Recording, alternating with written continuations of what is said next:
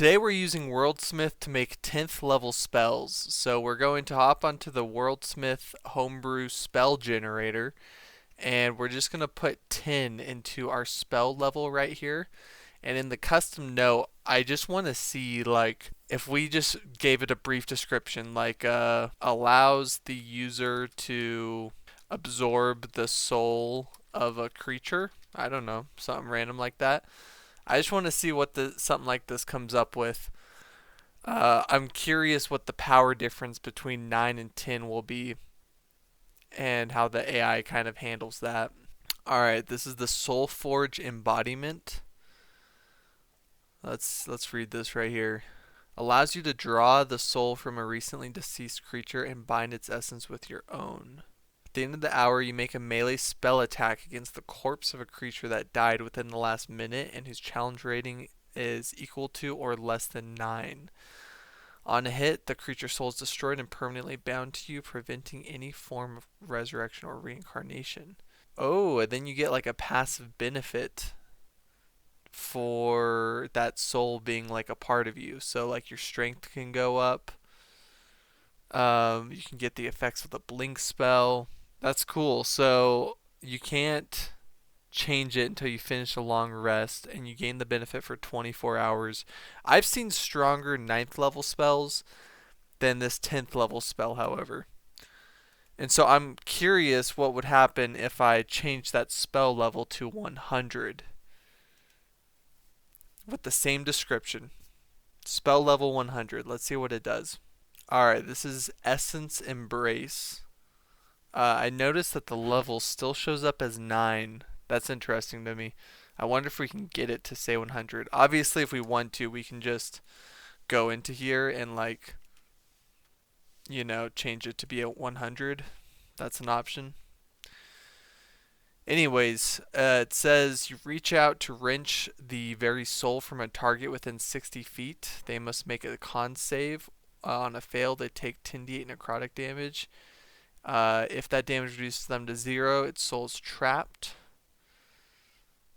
When you capture a soul, you gain temporary hit points equal to the creature's total hit dice times 5. For the next 24 hours, you can commune with the soul by spending 10 minutes of quiet focus. Yeah, I'm still not feeling like this is a level 100 spell, so I'm gonna add something, a caveat. I want this to be level 100 spell. It should be insanely broken. Consider the power jump between a ninth level spell and a 100th level spell. Okay. Let's see if adding that little caveat gets Worldsmith to do what we want it to do here.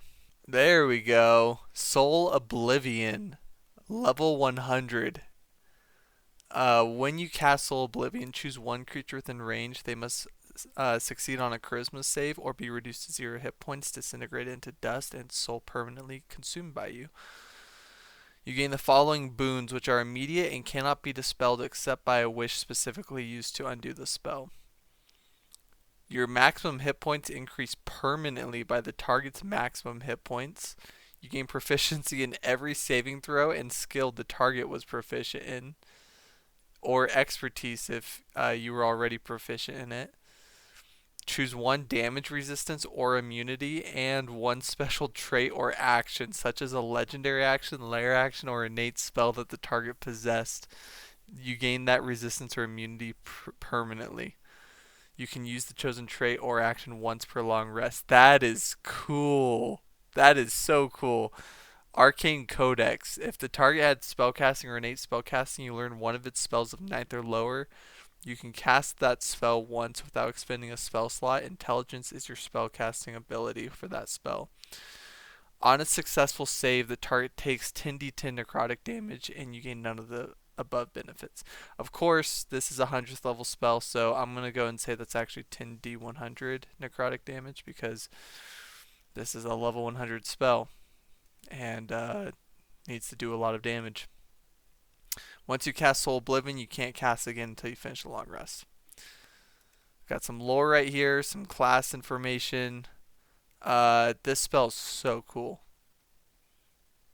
What if I put in a level 1000 spell? A 1000th level spell.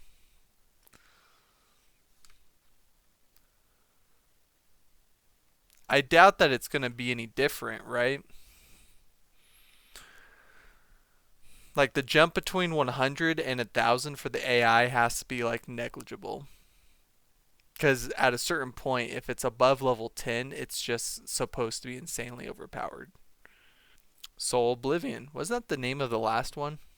You must. Okay, so you target a creature in range that you can see. Charisma saving throw, typically DC 35 at this level. On a failed save, the target is instantly slain and trapped in a crystalline shard you create in your hand. You can hold a number of soul shards equal to your proficiency bonus. However, while you hold at least one soul shard, you gain the following benefits that stack if you hold multiple shards. So basically this allows you to just permanently become stronger the more that you absorb souls. It gives you legendary actions. So if you keep absorbing souls, you get extra legendary actions. Um, you get free ninth level spell slots. Your proficiency bonus just permanently goes up, and your ability scores also permanently go up to a maximum of 30. That's what we're talking about. That's what we need from a 1000th level spell is infinite potential, right?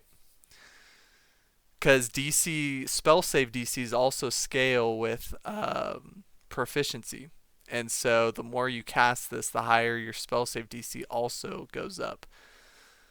I could see like a super late game boss using this, like a necromancer, and just like stacking souls infinitely and just having 30 to every single stat, like straight out of solo leveling. That's cool. I like this spell a lot. I kind of want to save it, so I'm going to save it. Very cool. Very cool. It's fun messing around with like the extremes on Worldsmith, and just like seeing what it can come up with. I want to try one last thing before we hop off. Um, Ultimate Fireball. I'm just curious how much damage a 1000th level spell for Worldsmith will like stack for just like a basic spell like Fireball. Alright, here's Ultimate Fireball. When you cast Ultimate Fireball, you hurl a crackling orb of pure flame at a point you can see within range. It's a 1,000-foot radius sphere, first of all. The orb streaks there in a straight line, ignoring cover, and then detonates in a 1,000-foot radius.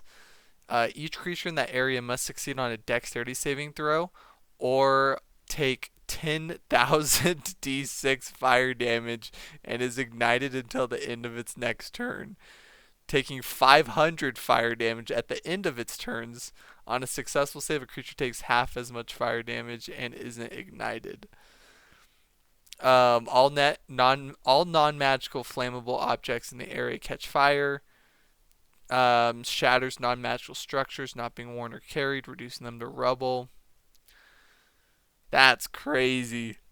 That's a crazy spell. Holy crap. What's the average of 10,000 d6s? Like 30,000 damage? Just a casual 30,000 damage?